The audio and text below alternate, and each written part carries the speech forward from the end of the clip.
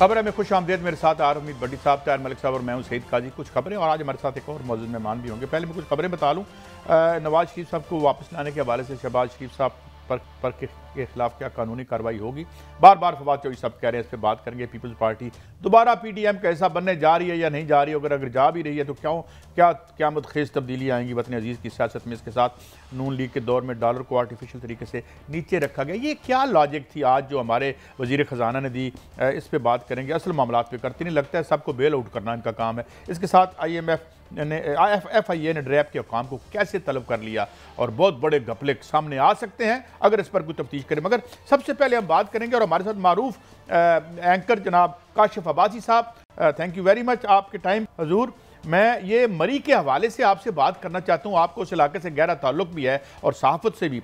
अब बाईकाट मरी का ट्रेंड चल रहा है। अब मरी में अवाम नास हमारे बहन भाई दोस्त रहते हैं, सारे होटलों के मालकान तो नहीं है। How for this is justified जो बाईकाट मरी वाली बात हो रही है, और आपके पास क्या खबरें हैं?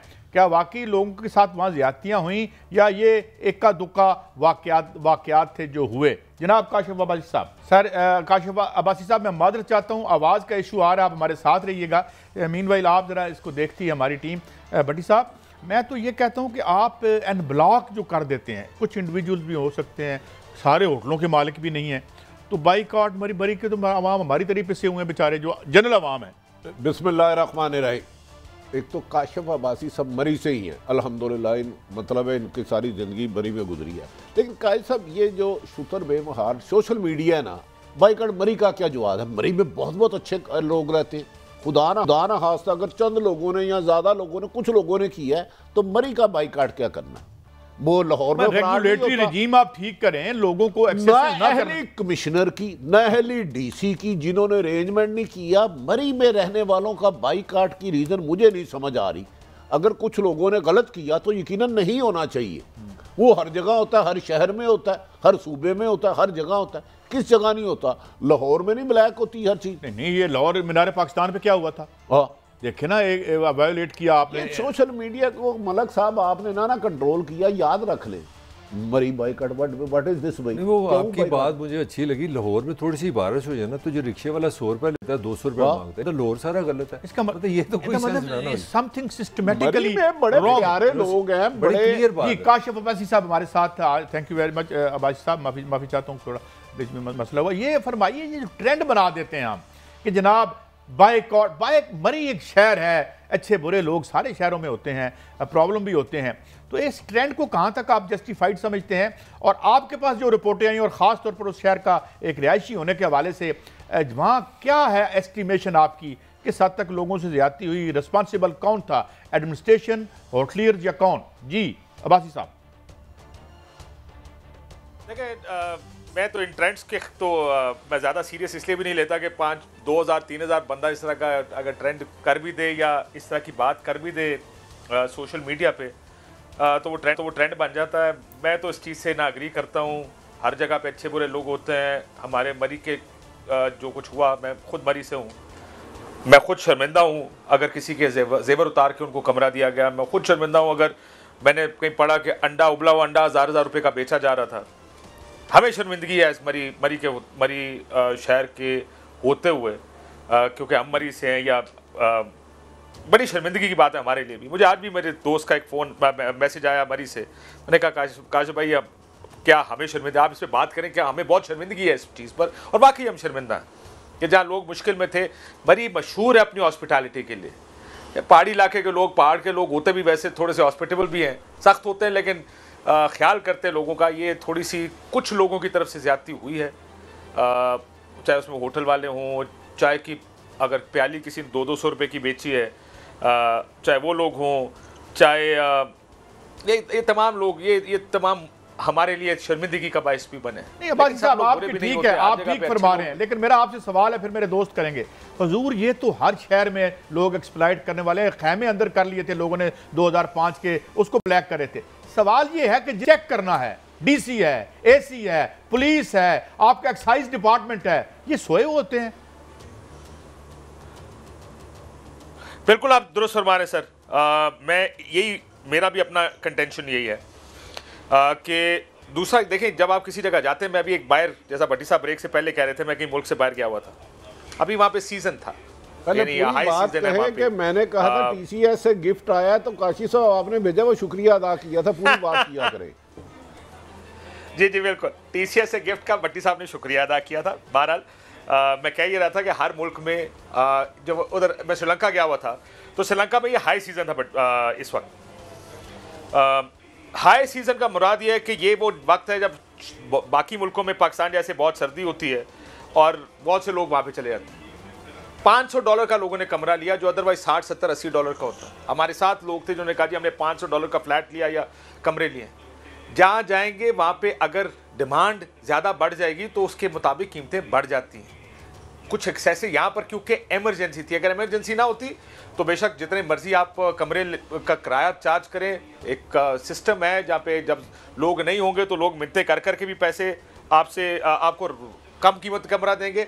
इमरजेंसी में थोड़ा ख्याल करना चाहिए था। बर्फ़ है, लोगों के बच्चे हैं गाड़ियों में, वो कहीं नहीं जा सकते, आपने जेवर उतरवा के लोगों को कमरा दिया, इसकी मुझे शर्मिंदगी है। लेकिन लार्जली अगर कहें तो ये एक किसी भी सिस्टम में ये होता है या किसी भी जगह पे डिमांड एंड सप्लाई की बात है। लोगों की ज़रूरत थी, कीमतें बढ़ गई, बहुत ज़्यादा बढ़ा दी गई। इंतज़ामिया, मैं नहीं समझता इसमें इंतज़ामिया को इंटरफेयर करना चाहिए किसी भी चीज़ में। दुनिया में कहीं नहीं करते जी। वही कमरा जैसे मैंने कहा $500 का भी होता है, वही कमरा $50 में भी जाता है, डिपेंडिंग ऑन कि उस टाइम की जरूरत या उस टाइम की डिमांड कितनी है। सो ये एक हमसे गुजारिश करता हूँ अगर श्रीलंका में गलत हो रहा है तो वो गलत हो रहा है। एक्साइज डिपार्टमेंट ने एक रेट फिक्स होता है, लेकिन आप ठीक कह रहे हैं जब डिमांड ज़्यादा हो तो इस तरह होता है। लेकिन क्या आप सारी उम्र मरी रहे हैं, इसी तरह लाखों लोग 14 अगस्त पे लॉन्ग वीकेंड पे जाते हैं। क्या बेहतर ना था जब मेट वालों ने 5 जनवरी को कर दिया था तो कमिश्नर मीटिंग करते, डीसी मीटिंग करते। सुना एसी तो उधर बड़े एक्टिव थे, इन्होंने वो इंतजामत किए नहीं, अरेंजमेंट किए नहीं। बर्फ तो हमेशा पड़ती है, कर लेते बर वक्त। जो काम बाद में किया था तो नुकसान कम हो सकता था, उससे बचा जा सकता था। इसका तो किसी को जिम्मेदार होना है ना। देखिए भट्टी साहब, इसको मैं कल भी आपसे बात कर रहा था, मेरी बहुत लोगों से बात भी हुई, इंतजामिया से भी। कुछ चीज़ों में खामी भी रही है और वो खामी ये थी कि अमूमन बर्फ़ के सीज़न में जो बर्फ़ क्लियर करने वाली मशीनें हैं वो अपने अपने, जैसे हमारी बीट के रिपोर्टर्स होते हैं ना, वहाँ पर बीट होती है मशीनों की, यानी कौन सी मशीन किस वक्त किस जगह पर होगी ये भी वहाँ पे डिटरमिन होता है पहले से कि एक झीका गली बाजार में होगी, एक भूरबन वाली साइड पे होगी, एक कुलडन्ना की साइड पे होगी, एक मरीब जीपीओ पे या माल रोड के ऊपर होगी। ये पहले से होता है। कुछ मशीनें अपनी जगह पर नहीं थी। ये इंतज़ामिया ने मुझे वहाँ पर जो लोग मौजूद थे जो रात को काम कर रहे थे, उन्होंने कहा कि सर ये बड़ा प्रॉब्लम आया कि उधर से हटाना चाहिए। लेकिन ये एक फ्रीक टाइम भी था। देखिए 5 साढ़े 4 फुट बर्फ़ पड़ना 12, 16, 18, 20 घंटे में, ये भी एक बहुत बड़ा मसला। एक ये पहले ये रूटीन में नहीं होता सर, ये भी पहली दफ़ा हुआ है बड़े सालों में। मैं जो लोग वहाँ पे मौजूद थे, मैंने बहुत से लोगों ने कहा कि हमने ज़िंदगी में कभी इतनी बर्फ़ इकट्ठे एक वक्त नहीं देखी कि दरख्त गिर रहे हैं, 20-40 दरख्त गिर गए, रास्ते बंद हो गए। सो कहीं ना कहीं हालात ज़्यादा सख्त हो गए। तैयारी करनी चाहिए थी, लेकिन क्या ये अवॉइड किया जा सकता था? मुझे एक बड़े जिम्मेदार आदमी ने कहा सर हमसे भी थोड़ी गलतियाँ हुई होंगी, लेकिन यकीन मानिए ये उनके अल्फाज से कि किसी तरक्की याफ्ता मुल्क में भी इस तरह हुआ होता तो बहुत मुश्किल था। वैसे उन्हें मेरा नंबर दे, मैं उनसे बात करता हूँ। जो कमिश्नर होता है ना, डीसी, जब फोरकास्ट आती है, बरसात आती है, इससे 2-2 हफ्ते पहले मीटिंगें शुरू हो जाती हैं कि मौजूदा सूरत हाल में हम क्या क्या एहतियाती तदाबीर अपना सकते हैं। उस अफसर को वैसे ही ओएसडी कर देना चाहिए जिसे मैनेजमेंट ही नहीं करनी आती। फोरकास्ट का मतलब क्या है? मैं ये नहीं कहता कि खुदा ना बर्फ रोक सकते थे, लेकिन उसका 2-2 हफ्ते, जैसे चेलम आता है मुहर्रम में, 2-2 हफ्ते पहले डीसी, कमिश्नर, पुलिस वाले मीटिंगें करते हैं, रास्ते बंद करते हैं, यहाँ से रोक रहे हैं, यहाँ से जाना है। मैनेजमेंट तो काम ही इसका है। तो मेरे ख्याल में मैंने जो मोटर को पूछा था, उन्होंने कहा जी किसी एक ने, जो वहाँ के रूलर थे, वो जो ट्राले थे, जिसे मतलब किसी को मूव कराया ही नहीं, इसको संजीदा लिया ही नहीं गया। ट्रैफिक वाले रोजाना कर रहे थे एडवाइजरी जारी कि इतने लोग आ गए हैं। जब उन्हें पता था तो उस मुताबिक अगर आप जैसे कहते हैं बीट वाइज रखे होते तो नुकसान कम हो सकता था। कोशिश मैंने यही कहा ना भट्टी साहब, ये किसी को पता नहीं कि क्या नुकसान फिर भी होता या ना होता, लेकिन ये कोशिश की जा सकती थी। तमाम तर कोशिशें करनी चाहिए थी कि जो एसओपीज हैं उस पर अमल दरामद हो, फिर आगे अल्लाह की मर्जी। अब ये भी मुमकिन था कि वो जो 16 मशीनें पड़ी हैं मरी में, आप सारी ठीक जगह लगा के रखते, वो काम करती लेकिन फिर भी ये नुकसान हो जाता, ये भी मुमकिन है। लेकिन अगर लगी होती कम से कम वो ये कह सकते थे कि हमने अपनी तरफ से पूरी कोशिश कर ली। सो ये मशीनों का मसला एक मसला है कि जो तमाम मशीनें डिप्लॉय नहीं हुई, ये बात मुझे वहाँ की इंतजामिया ने एक बात बताई। दूसरा, सड़कों की मुरम्मत बड़ा इंपॉर्टेंट होता है भट्टी साहब। जो खड्डे होते हैं ना सड़क में, उसमें अगर बर्फ जम जाए, जाके ज़ाहिर है खड्डा होगा, तो आप मशीन लगाएं भी तो बर्फ जो जमी हुई खड्डे की होती है उसको आप नहीं हटा सकते। उसका नुकसान ये होता है कि जो स्लिप है उस स्लिप को आप नहीं रोक सकते, या गाड़ियां बहुत ज़्यादा स्लिप होती हैं और मशीनें भी काम नहीं कर सकती, क्योंकि वो भी ज़रा इसी सड़क पे उन्होंने चलना होता है, वो भी काम नहीं कर सकती। ये 2-3 चीज़ें जो जिसके बारे में ये जो आपके सड़क के खड्डों की बात है, इंतजाम मैंने देखा हमेशा हम भी शुरू से मरी जाते थे। जब स्नो का मौसम आता था, पहले सड़क रिपेयर कर लेते थे, उन्हें अंदाजा था कि बर्फ में स्लिपरी होगी, तो कहा जाता है कि 2-2 साल से उधर रोड्स भी को भी नहीं मरम्मत की गई। इस किस्म की इतलात भी आ रही है। नहीं मुरम्मत मेजॉरिटी मैं पिछले कुछ अरसे में बाय चांस भट्टी साहब पिछले 1.5-2 साल में बहुत ज़्यादा मरी गया हूँ। 70-80 चक्कर मेरे कम से कम लगे होंगे मरी के। बहुत खड्डे वाली सड़कें भी हैं, कोई इक्का दुक्का जगह मैंने बनते हुए भी देखी है, लेकिन लार्जली सड़कें टूटी देखी है, उनमें बहुत ज़्यादा खड्डे थे। मैंने कई दफ़ा कई चीज़ों को देख करके, इतना टूरिस्ट इलाका है, यहाँ की सड़कें तो बेहतर होनी चाहिए, उसके ऊपर काम होना चाहिए। उतना काम यानी ज्यादा काम नहीं। इक्का दुक्का से भूरबन जाते हुए एक सड़क है जो मेरे काशिफ, मैं सवाल के साथ एक कमेंट भी करना चाह रहा हूँ। मेरा ख्याल है कि ये हमारी स्टेट नाम की कोई चीज़ नहीं, कोई इदारा नाम नहीं है। 10 साल में पाकिस्तान में 10 गुना से ज़्यादा गाड़ियाँ बढ़ी हैं, जो मुझे मसला नज़र आ रहा है। आप कोई 14 अगस्त निकाल लें, बड़ी ईद निकाल लें, छोटी ईद निकाल लें, कोई लॉन्ग वीकेंड कर लें जिसमें जुमा जुड़ जाए या पीर जुड़ जाए, ये परमानेंट इशू बन गया है कागान, नारान और मरी का। मेरा पहले तो कमेंट ये कि कोई इस सोसाइटी में, इस स्टेट में कोई ऐसा इदारा है जो गिन रहा है कि इस मुल्क में आज से 10 साल पहले कितनी गाड़ियाँ थी और लोगों के पास गाड़ियाँ आने से ये इशू बना है। पहले तो मेरा ये कमेंट है, आप इस पर बोले कोई इसका लॉन्गर रन हल क्या है। मैं समझता हूँ कि हमारी वो नवाज शरीफ की हुकूमत हो, वो शहबाज शरीफ की हुकूमत हो, वो मेरी हुकूमत हो, हमारा काम है ब्रेकिंग न्यूज़ आई उसको मैनेज करो। कल वज़ीर आज़म ने अपने तर्जमान का इजलास बुलाया, कोई लॉन्गर रन सोल्यूशन हो सकता है? मुझे अभी एक ईद याद नहीं 10 साल में जब लोग 12-12 घंटे रुके ना और 12 ब्रेकिंग न्यूज़ ख़त्म तो रात गई बात गई। क्या ये कोई एक सैनिटी, क्या हम अपने आप को नॉर्मल माशरा कह सकते हैं? सर देखिए, गाड़ियां ज़्यादा खरीदना लोगों का मेरे लिए मसला ये तो नहीं है, लेकिन उसको मैनेज करना ये रियासतों का काम होता है ना। हुकूमतों का काम सबसे बड़ा ये है कि आप इस रिसोर्स को या जो लोग आते हैं अभी तक उसको मैनेज कैसे करते हैं, ये आपकी सबसे प्राइमरी रिस्पॉन्सिबिलिटी है। जो सबसे बड़ा काम होता है वो ये होता है। जिस तरह मरी की बार बार हम बात करें, मेरा ख्याल है देखें लोग या जो कुछ हुआ वो अवॉइड शायद किया जा सकता है, शायद नहीं किया जा सकता। ये तो अब ज़ाहिर है, ये मैं तो नहीं इसका फैसला कर सकता। ये तो अगर सारा काम हो भी जाता तो फिर देखते कि जितनी बर्फ़ पड़ी, रोड्स बंद हो गए, लोग फंस गए, होटल महंगे हो गए, लोग नहीं जा सके किसी जगह पे, ये सारे मसाइल तो अपनी जगह थे। लेकिन सरकार को कम से कम हुकूमतों को नज़र आना चाहिए। आपको देखें, एक बड़ा सा मिसाल देता हूँ मैं आप लोगों को। एक पार्किंग का प्लाजा यहाँ पर मियाँ साहब ने 2009 या 10 में उसको, ये शेख अंसर साहब जो मेयर थे इस्लामाबाद के, उनको ठेका मिला था, एक प्लाजा तक नहीं बन सका है। मल्टीपल टाइम्स ये बात हुई है कि मरी में ट्रैफिक मैनेज करने का कोई निज़ाम होना चाहिए। या तो आप कोई बाहर प्लाजे बनाएं या पार्किंग एरियाज बनाएं और बग्गी सर्विस शुरू करें जो लोगों को मरी शहर लेके जाए। अगर उन्होंने मरी से आगे जाना है तो उसका एक निज़ाम होना चाहिए कि किस तरह करेगा, क्योंकि इतनी ज़्यादा ट्रैफिक मरी शहर नहीं बर्दाश्त कर सकता या नहीं उसका वजन बोझ उठा सकता, क्योंकि सड़कें सिंगल रोड। काशिफ भाई, आपकी मौजूदगी का फायदा उठाना चाहता हूँ, आपकी मौजूदगी का। मैं एक तो आपसे एग्री करता हूँ फॉर डिफरेंट रीज़न कि वाकई नुकसान हम नहीं बचा सकते थे।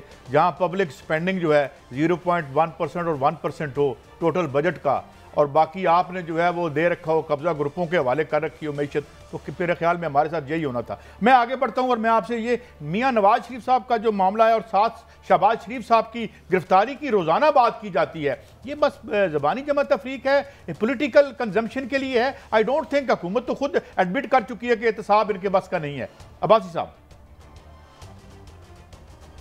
आदि देखिए, एहतसाब में तो जो चीज़ अभी तक सामने आई है, गिरफ्तार करके अंदर डाल के फिर लोग बाहर आ जाते हैं, किसी को सज़ा नहीं हुई, कोई केस इस जगह नहीं पहुंचा जहां कहा जाए कि शहादतें हो गई, वो केस पूरा हो गया या पूरे होने की तरफ जा रहा है। तो यहाँ पे भी अगर गिरफ्तार करें भी, किसी केस में कर भी लेंगे, उस केस को चलाने के लिए देखें पूरा एक निज़ाम दरकार है। ये नैब के वकला, उसके प्रोसिक्यूटर्स, ये बड़ा मुश्किल मामला है। देखें आप एक मर्सिडीज़ या BMW के ख़िलाफ़ एक FX खड़ी कर देते, 60,000 का वकील खड़ा कर देते, ये बहुत बड़ा फ़र्क है।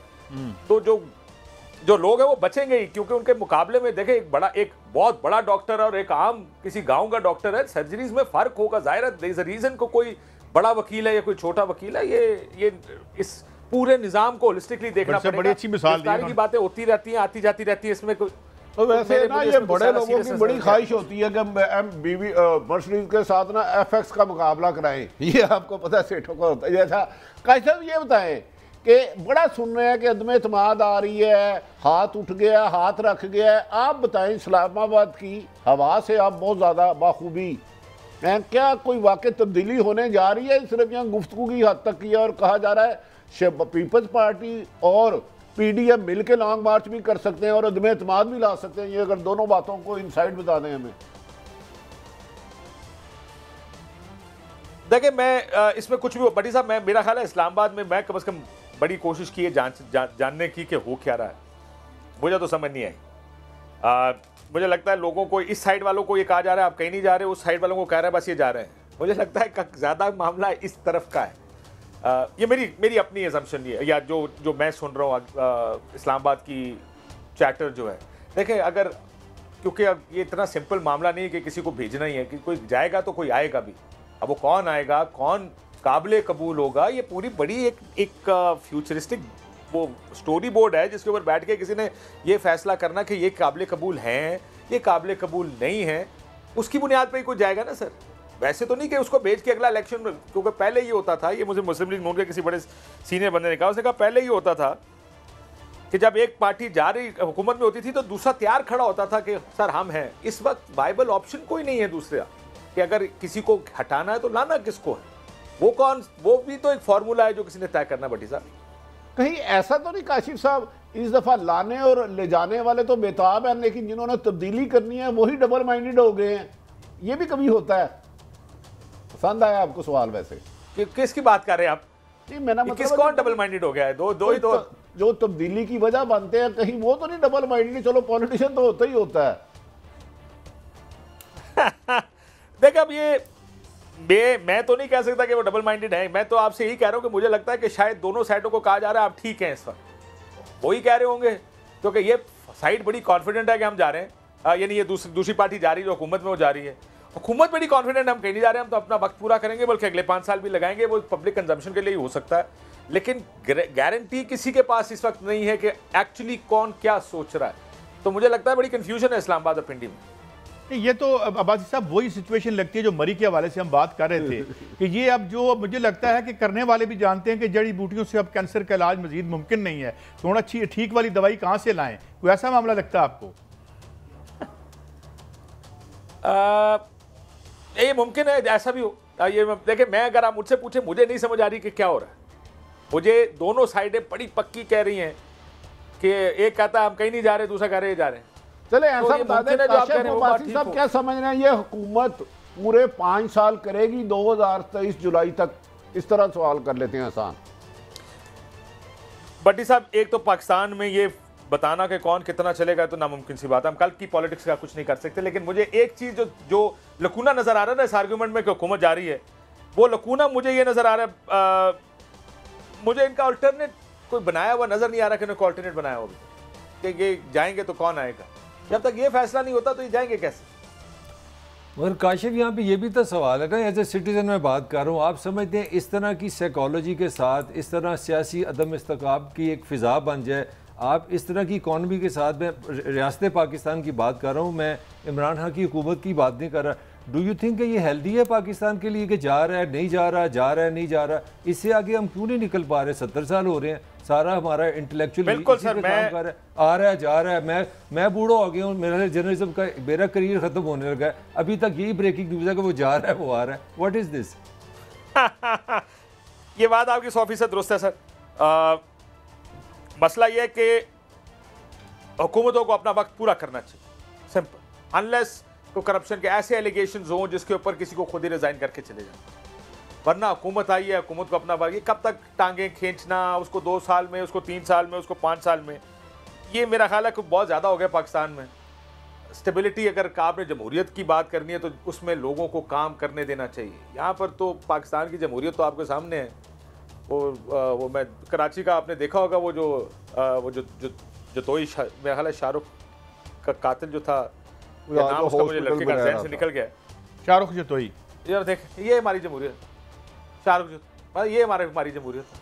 वो एक नौजवान लड़के का कातिल सिर्फ इसलिए क्योंकि मजबूत आदमी है, हमने उसको अंदर रखना है, लेकिन बाकी हमने नारे मारते रहना, बाकी सब डूब गया, मर गए, लुट गए, बर्बाद हो गए। इस मुल्क को, दूसरा सियासतदानों को सच बोलना सीखना पड़ेगा। सियासत के लिए मैं अभी हम सारी ये बात कर रहे थे, पॉलिटिशियंस को सच बोलना चाहिए, पड़ेगा, सीखना पड़ेगा। सिर्फ हुकूमतें गिराने के लिए ये नहीं कि जो किसी ने कह दिया। इमरान खान साहब ने 5 साल पूरा ये काम किया कि अगर नवाज शरीफ ने कुछ कहा तो जो उसकी ऑपोजिट पोजीशन है वो मेरी है। इससे भी थोड़ा बाहर निकलना पड़ेगा। मसला आपको मुल्क आगे चलाना है। लेकिन अब्बासी साहब, अभी आपने बात की तो मेरे जहन में आया, इतना बड़ा स्कैंडल पिंडी में हुआ वो उस्मान मिर्जा का, और आज खबरें आई कि जनाब वो लड़की मुनहरिफ होगी। क्या है हमारी ये जो प्रोसिक्यूशन या जिसे आप ये तफ्तीश कहते हैं, मतलब इतना तो ये कैसे देखते हैं आप इसे? सर मैं आपसे 100% इत्तेफाक करता हूँ। ये यही है कि किसी को 1 करोड़ रुपया देंगे वो साइड पे हो जाएगा, किसी को कुछ करेंगे वो साइड पे हो जाएगा। ये पाकिस्तान का निज़ाम कोई इस किस्म का है कि आपने अगर बचना है तो किसी को पैसे खिला दें। ये तो आपको याद होगा कि इसकी भी ज़मानत हो गई थी, वो तो मेरे ख्याल है सुप्रीम कोर्ट ने नोटिस लेकर इस लड़के को अंदर कराया था दोबारा, वरना इसके भी जो दूसरी पार्टी थी उन्होंने पैसे पकड़ के इसको भी क्लीन चिट दे दी थी। ये कब तक चलाएंगे इस तरह मुल्क कि जो मुल्क में अमीर आदमी है, ताकतवर आदमी, वो इंसाफ खरीद सकता है? उसके लिए क्या मसला है? इंसाफ खरीदना को मुश्किल है। ताज़ा तरीन जो सिचुएशन है, IMF से हमने पैसे लेने हैं। अपना हमने खुद IMF को कह दिया कि हमारी जो असेंबली है, सेनेट है, वहाँ से हमने बिल मंजूर कराना है। हमने 12 जनवरी को उनको रोक दिया, आप बैठे, हमें फैसला दें। आप इस्लामाबाद बैठे हैं, क्या देखते हैं आप? ये हुकूमत करवा लेगी, उनके इत्तेहादी मान जाएंगे? या अपोजिशन ने एक बहुत बड़ा ऐलान किया, मैं बड़ा कल में मुतासर हुआ पीपल्स पार्टी से। उन्होंने कहा हम पीपल्स पार्टी पार्लियामेंट के बाहर एहतजाज करेंगे। तो ये किस किस्म की कॉमेडी चल रही है कि जिस पार्टी ने असेंबली के अंदर लड़ाई लड़ी है वो कह रहे हैं हम पार्लियामेंट के बाहर एहतजाज करेंगे। What is this? ये क्या, आप किस तरह देख रहे हैं? ये बिल क्या बनेगा इसका? सर ये असूलन मेरा ख्याल है पार्टी असेंबली के अंदर और बाहर दोनों जगह एहतजाज करेंगे।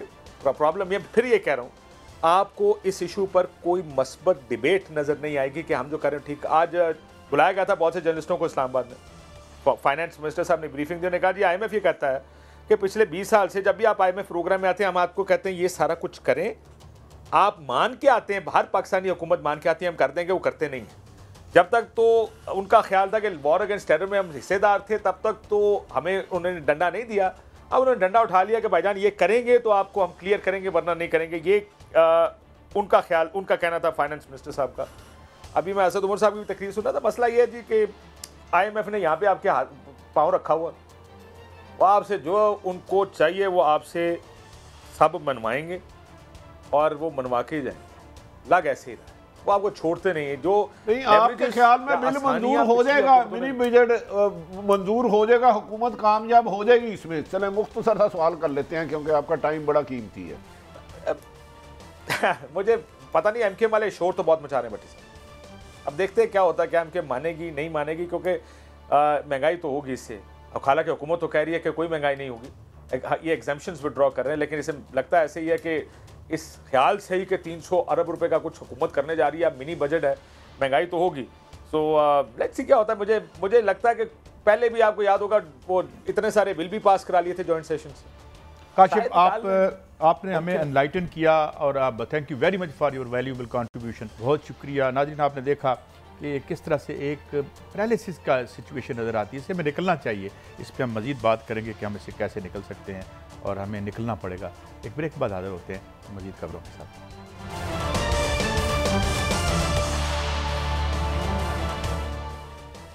Welcome back. नाज़रीन, हमारे साथ मारूफ कानूनदान और हमाजत शख्सियत जनाब एतजाज़ अहसन साहब हैं। एतजाज़ अहसन साहब, मैं बिल्कुल एक लाइन में एक सवाल करता हूँ कि ये अभी तो बात चल रही है जी के तायात ना अहली जो है इसको अब चैलेंज किया जा रहा है। मैं ज़ाती तौर पर समझता हूँ कि बाद हयात अहली के लिए भी अगर दरख्वास्त आ जाए तो मुझे वतन अजीज़ में ज़्यादा हैरत नहीं होगी।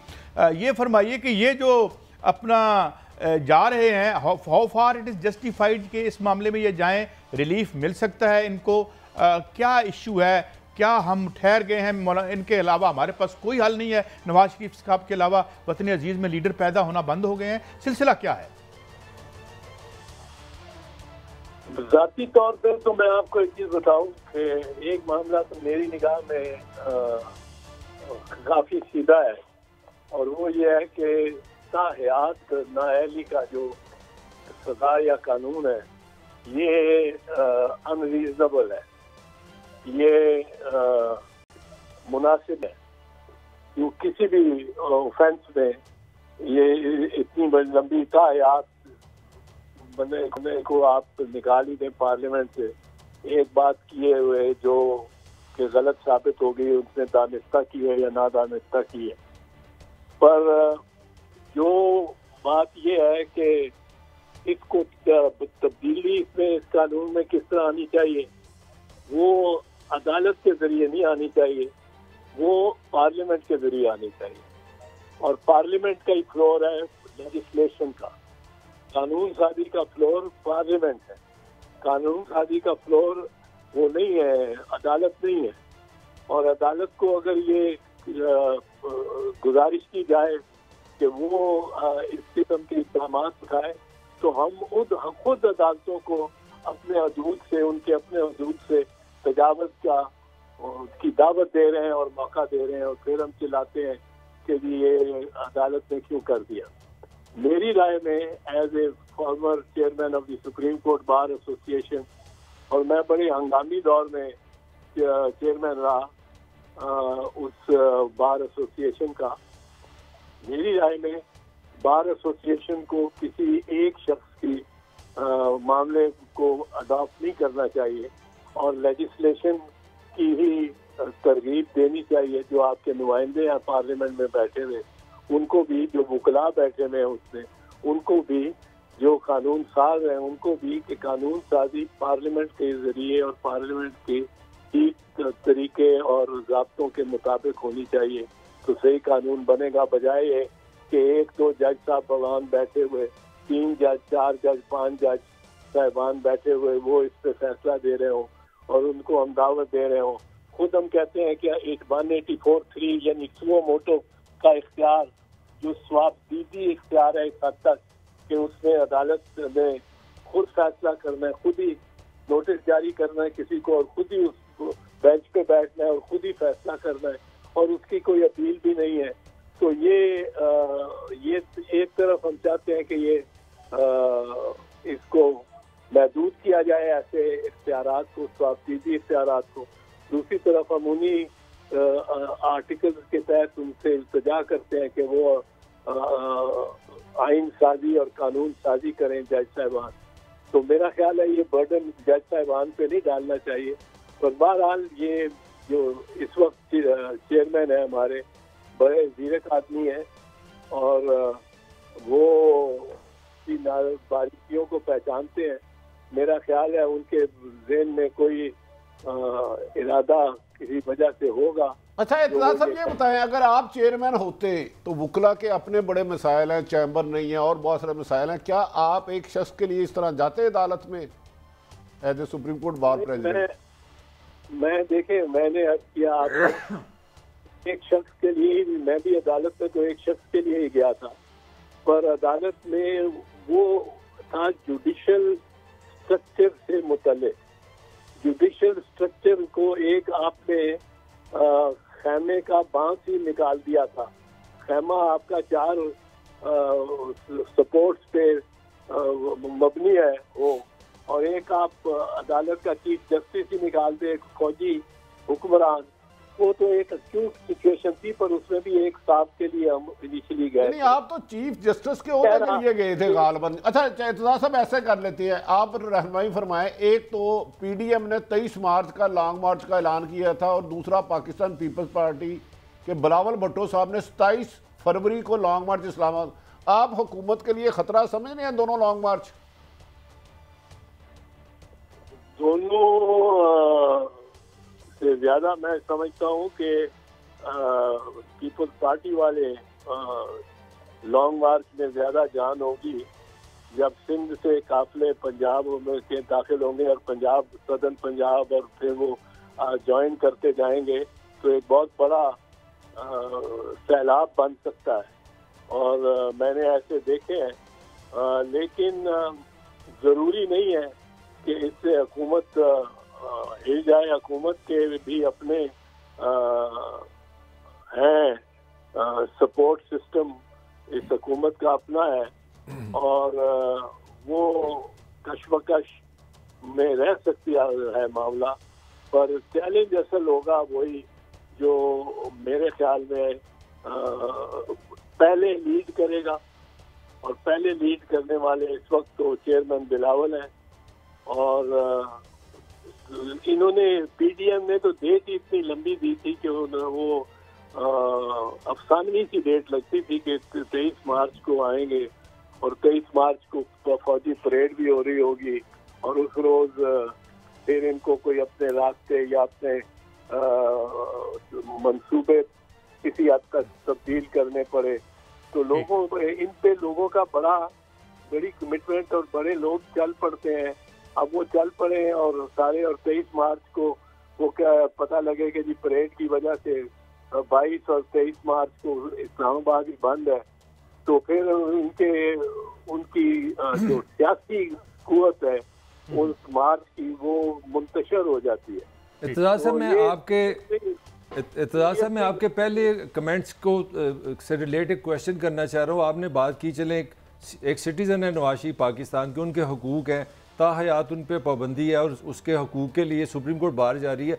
तो मेरे ज़हन में आ रहा था कि पाकिस्तान का जो आइन है वो इस शहर में, इस मुल्क में पैदा होने वाले हर बच्चे को तालीम का हक़ देता है, उसकी सेहत का हक़ देता है, साफ़ पीने के पानी का हक़ देता है, स्कूलिंग का हक़ देता है। एम आई राइट? ये मेरा आइन मुझे देता है। तो हमारी अगर ये एसोसिएशन को जो करोड़ों लाखों के लोगों की जो हकूक़ की पामाली है उस पर हम क्यों तवज्जो नहीं देते? हम उस पर सुप्रीम कोर्ट पे क्यों नहीं जा रहे? नहीं, सुप्रीम कोर्ट पे उन मामलात पे कई पिटीशन वगैरह हो चुकी हैं। इन मामला ये राइट टू एजुकेशन पे मेरा ख्याल है पेंडिंग, पर वो subject to allocation and subject to resources हो जाता है ना राइट। अगर कोई जाए भी तो एलोकेशन और रिसोर्सेज का मसला आ जाता है। तो इसमें ये ठीक है, ये दुरुस्त बात है कि पाकिस्तान का तालीमी निज़ाम भी बहुत पेचीदा ही नहीं बल्कि मुतज़ाद है और मुख्तलिफ किस्म की तालीम मुख्तलिफ किस्म के बच्चों को दी जा रही है, तो उससे और दूरियां आपस में बढ़ रही हैं और काम खराब हो रहा है।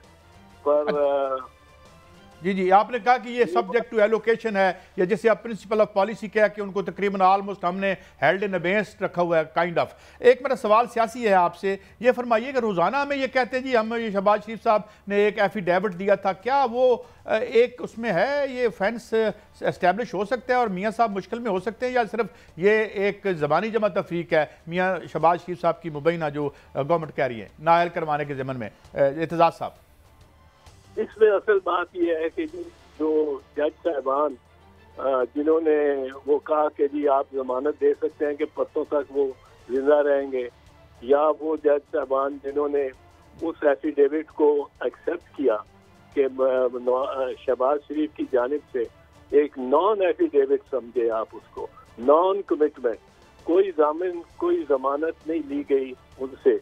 अगर ली गई होती कि अगर मैं अपने फराइज में पूरा ना उतर सका अपने हलफनामे पे तो मैं 10 करोड़ रुपया अदालत के आगे रख दूंगा, मतलब सिक्योरिटी और श्योरिटी जिसको कहते हैं, जमानतनामा। उनके कोई उन पे है ही नहीं बर्डन के, कोई उन पे ड्यूटी नहीं है कि वो जिम्मेदारी के वो उनको लेके आए, बस एक बार बयान दे दिया है। अब अगर उनको लेके आते चाहते हैं फर्ज कीजिए शहबाज शरीफ, तो वो क्या उठा के लेके आएंगे, हथकड़ी लगा के लेके आएंगे अपने भाई को, एकदम डब्बे में डालेंगे और डब्बे में को हवाई जहाज में बैठाएंगे और हवाई जहाज उड़ जाएगा और अदालत को आके कहेंगे लीजिए मैंने पेश कर दिया अपना बड़ा भाई। वो तो इलीगल, वो तो अब भाई ना हो बेटा ना हो कोई भी हो, किसी को भी आप इस तरह एक मुल्क से दूसरे मुल्क और में नहीं ले जा सकते और वो इलीगल होगा बिल्कुल ही।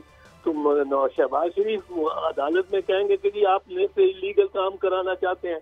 मैंने ख्वाहिश थी, मेरी ख्वाहिश अब भी है कि मियाँ साहब आ जाए वापस, और अगर वो नहीं आते तो मैं क्या कोई उनको बिस्तर बंद करके लेके आऊँ, किस तरह लाऊं? तो शहबाज शरीफ पाकिस्तान का जो कानून आइन है उसके मुताबिक आप एज ए कानून दान है, आप समझते हैं नवाज शरीफ को रिलीफ मिल सकता है? कोई आप समझते हैं उसकी ताहयात पाबंदी लीगली टर्म्स में वाकई ख़त्म हो सकती है? कितने चांसेस हैं? मेरा ख्याल है ये जाना चाहिए, वो अदालत कहेगी कि पार्लियामेंट में आप जाके इसको करें। लेकिन जो मैं पहले बात ये कर रहा था कि शहबाज शरीफ को पे कोई इतनी जिम्मेदारी, कोई ऐसी भारी जिम्मेदारी ना कोई तौहीन अदालत का मामला होगा। ये सिर्फ यूसुफ रजा गिलानी को इन्होंने डिस्क्वालीफाई किया था इस बाबत के वो कहता था कि आर्टिकल 248 के तहत मैं सदर मुमलिकत पाकिस्तान जो हाल में सदर है, अच्छा है बुरा है, किसी को बुरा लगता है किसी को अच्छा लगता है, ज्यादातर को चलिए मान लिया बुरा लगता है, उसको किस तरह मैं सर नगू कर दूं एक स्विट्जरलैंड के मैजिस्ट्रेट थर्ड क्लास के सामने, वो जो जज देवू था उसके सामने। मेरा तो आइन कहता है कि सदर को कोई सुप्रीम कोर्ट ऑफ पाकिस्तान भी नहीं तलब कर सकता।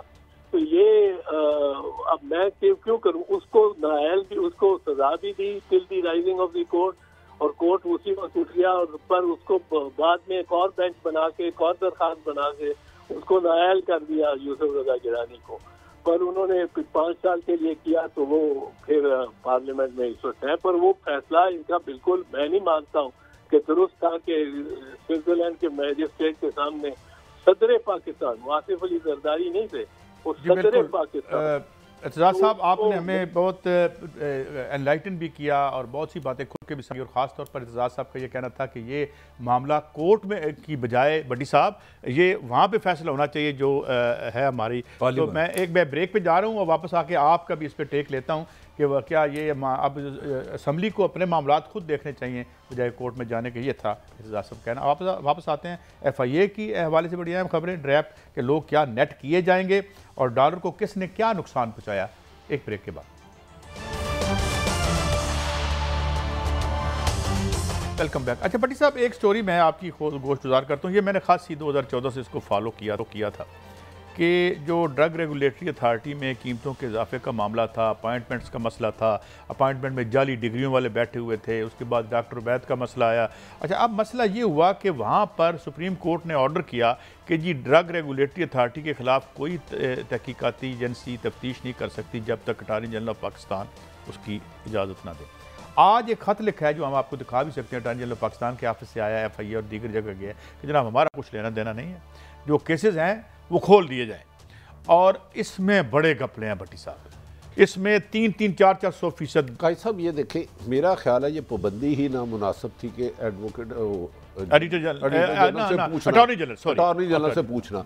अब मुझे बताएं, ये गरीब मुल्क है, 90% लोग मेडिसिन नहीं अफोर्ड कर सकते, ये क्या फार्मास्यूटिकल जिसका दिल चाहे 10 रुपये कीमत बढ़ा दी, 50 रुपये बढ़ा दी, 200 गुना बढ़ा दी, 200 गुना बढ़ा दी, इन पर कोई चेक एंड बैलेंस होना चाहिए। प्रॉफिट लें, यकीनन लें, लेकिन लोगों की खाल तो ना उतारे।